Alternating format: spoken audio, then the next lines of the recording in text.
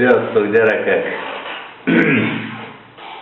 Nagyon jó témánk lesz most.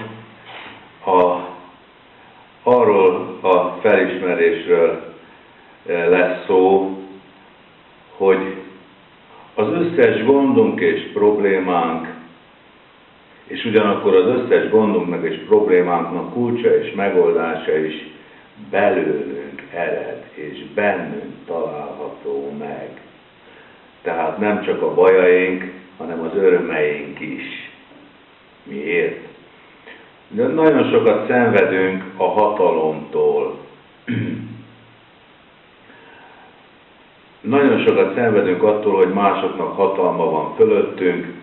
Még a társadalmi értékítélet is ugye elítéli, sőt büntetni is rendeli a zsarolást, ha valaki zsarol a másik fölött. Aztán ugye az érzelmi zsarolás, amikor valaki, hát az már nehezebben tetten érhető, de amikor valaki bűntudatot kelt a másikban, vagy netán, ugye most volt reggel egy hír, hogy egy kollégiumban valaki kölcsönkérte a szobát, és a másik egy ilyen dróton keresztül fölvette, hogy ő ott mit csinál, és kiderült, hogy egy azonos neművel, hát homoszexuális csókolozás volt, és azt föltette az internetre, és az illető fogta magát, és öngyilkos lett, és leugrott a nem tudom melyik hídról, és hát 5 évig terjedhető börtönt fog kapni, aki ezt közzétette. Aztán ott van az, hogy hát ma Magyarországon rabszolgaság, hogy ugye egyik ember a másikat sufniba zárja, elveszi a nyugdíját, és ott hát méltatlan körülmények között adj meg disznóolva, meg az állatokkal kell, meg szóval a leglehetetlenebb dolgok.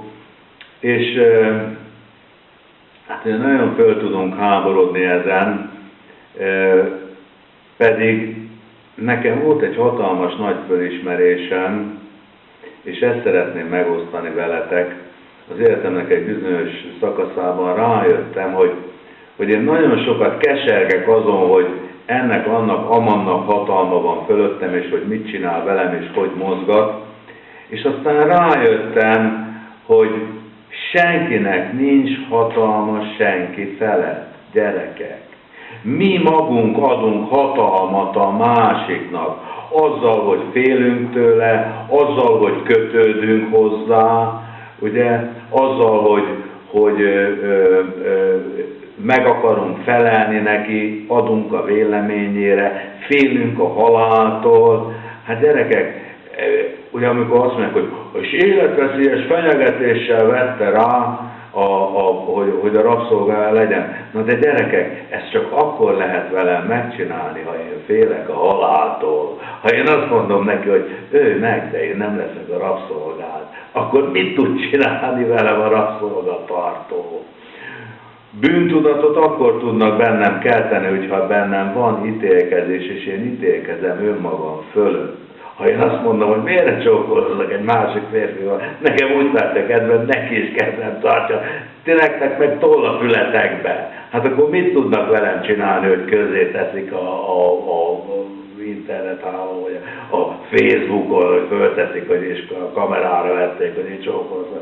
Na én csókoloztam, kinek mi köze hozzá? Kit bántottam vele? Én nem folytogattam közben, ő se engem, nekünk ez így tetszett, és kész. Miért ne csókolozok 2 férfi, vagy 2 nő?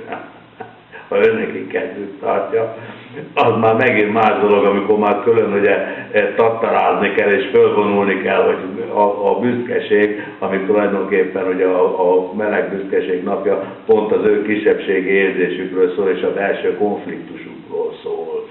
Ugyanúgy, ahogy a hatalomvágy, a mások fölötti uralkodás hatalma, igen, hatalma van én, és akkor az élvezet, láttam egy őrigetet, egyszer le volt egy ilyen aranyozott trónusszerű székbe fotóztatta le magát, azt a lelki poklot, hatalomigények kifelé, a világ felé mindig annak van, akiben a lehető legnagyobb a sötétség. Azokat még jobban kell sajnálni, mint azokat, akiket az istálóba tartottak. Az aztán a lehető legaljának a legalja. Akinek annyi hatalma sincs semmi fölött, önmaga fölött annyira nincs hatalma, hogy kifelé pótlékként, pótcselekvésként, ahogy ugye aki nem adja meg a szeretetet magának, az a külvilágból igyekszik beszerezni a szeretetet. Aki nem adja meg a hatalmat önmagának, az a világból igyekszik beszerezni, és a világ fölött igyekszik hatalmat gyakorolni.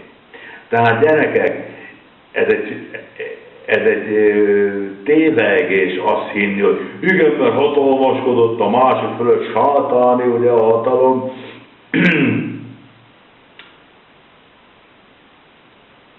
A hatalmat mi adjuk mindig mindenkinek. Ezt ismerjétek föl az emberi kapcsolataitokban. És abban, amikor ti ki vagytok szolgáltatva valakinek, hogy ti adtátok a hatalmat neki, és azt bármikor vissza lehet venni. Hát mi az, hogy tegyük fel Észak-Koreában ott van egy ilyen beteges, rettegve körülnéző, lelki görcsökkel rendelkező ember, a halálhoz közeledő diktátor, és akkor nem tudom, hány millió ember fél tőle. Hát ez nem nevetséges, meddig tartana őt letolni a trónjáról? A hatalma nem belőle származik, hát látszik is, hogy egy siralmas, szánalmas lelkiállapotban lévő ember, meg mindenki egyébként, aki visszaél a hatalmával, és ugye öncélúan ottan fogja a király jogarát, vagy miniszterelnöki címerét, vagy akármilyen pozícióját. Az emberek adják neki a hatalmat. Ő attól erős, hogy az emberek odaadják neki. Na de hát miért? Hát miért kell azt odaadni?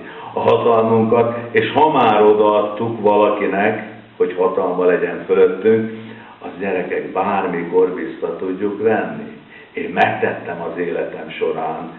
Sok embertől visszavettem a hatalmat, és ők ugye azt hitték, hogy nekik van hatalmuk fölöttem, és ültek a zsíros bödönben, a jó meleg langyosban, és megszokták azt, hogy ő csettint egyet, és akkor aranyvékkor azt teszi, amit ő kitalált, és akkor ilyen nagy tágra nyílt szemekkel néztek rám, amikor én visszavettem a hatalmat, és nem értették. És akkor jöttek a különböző mondókák, hogy milyen barátságtalan vagy, milyen csúnya vagy, mert nincs benned szeretet. Pedig csak az történt, hogy visszavettem a hatalmamat, amit én adtam nekik. Lehet, hogy nem kellett volna. Mindegy. Adtam nekik, visszavettem. És azt mondom, gyerekek, ha nem tetszik valami, ha úgy érzed, hogy valakinek hatalma van, hogyha elnyomnak, a szabadságod belülről fakad, az benned van. Vedd vissza a hatalmat, és már is nem lesz másnak hatalma fölötted. És ne dőlj be a csábításnak. Marha nagy a csábítás, gyerekek, hogy a másik felett hatalmat gyakoroljunk. És sok van, aki ugye nem vesszük észre, és kínálja nekünk a hatalmat fölöttünk. És olyan könnyű rácsapni, mint a gyöngytyúknak arra a bizonyos dologra az udvarban, hogy és akkor élvezkedem benne, hogy nekem hatalmam van fölötte. Ő most szerelmes belém, és akkor aztán egy kicsit csicskáztatni, egy kicsit ezt elértem nála, erre is képes volt. Ugye, ne éljetek vele vissza. Vegyétek észre magatokba, hogy micsoda egy olcsó alantas dolog ez. Tiszteljétek meg a másik embert, becsüljétek. Isten az embernek az állatok és a növények fölött adott hatalmat, ember fölött ne gyakoroljon hatalmat. Ti se uralkodjatok máson, és ne is tűrjétek el, hogy uralkodjanak rajtatok. Legyetek szabadok. Sziasztok, gyerekek!